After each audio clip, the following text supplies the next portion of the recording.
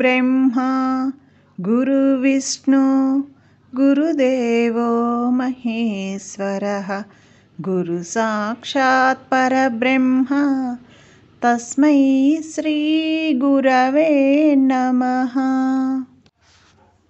ఈ శ్లోకం అందరికీ తెలుసు. కానీ ఈ శ్లోకం ఎలా పుట్టింది, మొదట ఎవరు పలికారు, ఎందుకు పలికారు, దాని వెనుక ఉన్న కథ ఏంటన్నది మనం ఇప్పుడు చూద్దాం. పూర్వం కౌత్సుడు అనే పేద పిల్లవాడిని విద్యాధరుడు అనే గురువుగారు తన ఆశ్రమానికి పిలుచుకువచ్చి తనకు తెలిసిన అన్ని విద్యలను నేర్పించాడు. ఒకసారి గురువుగారు పని మీద కొన్ని రోజులు బయటికి వెళ్ళాడు. గురువుగారు తిరిగి వచ్చే వరకు కౌత్సుడు ఆశ్రమాన్ని చక్కగా చూసుకున్నాడు. గురువుగారు తిరిగి వచ్చిన కొన్ని రోజులకు కౌత్సుడు చదువు పూర్తయింది. కౌత్సుడిని తీసుకెళ్ళడానికి తల్లిదండ్రులు వచ్చారు. కానీ కౌత్సుడు తాను గురువుగారి దగ్గరే ఉంటానని, ఇంటికి రానని ఖరాఖండిగా చెప్పి తల్లిదండ్రులని వెనక్కి పంపాడు. వాళ్ళు వెళ్ళిన తర్వాత గురువుగారు కారణం అడిగారు. అప్పుడు కౌత్సుడు ఇలా చెప్పాడు: గురువుగారు, మీరు కొన్ని రోజుల క్రితం బయటకు వెళ్ళినప్పుడు మీ జాతకం చూశాను. మీరు సమీప భవిష్యత్తులో భయంకరమైన రోగంతో ఇబ్బంది పడతారు. అందుకే మిమ్మల్ని వదిలి వెళ్ళలేను అని అన్నాడు. కొన్ని రోజులకు గురువుగారికి క్షయరోగం వచ్చింది.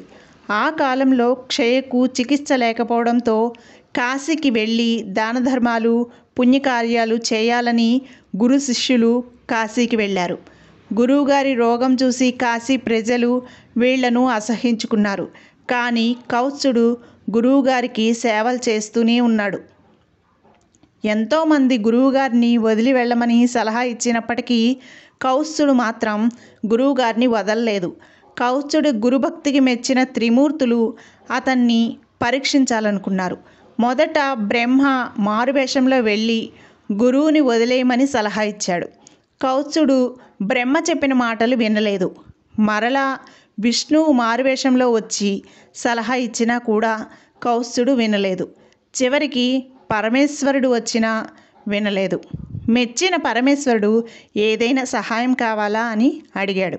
మరెవరూ గురువుగారిని వదిలేయమనే సలహా ఇవ్వడానికి రాకుండా కాపలా కాయమని చెప్పాడు కౌత్సుడు. అతని గురుభక్తికి మెచ్చిన త్రిమూర్తులు ప్రత్యక్షమయ్యారు. కౌత్సుడికి మోక్షం ఇస్తామని చెప్పారు.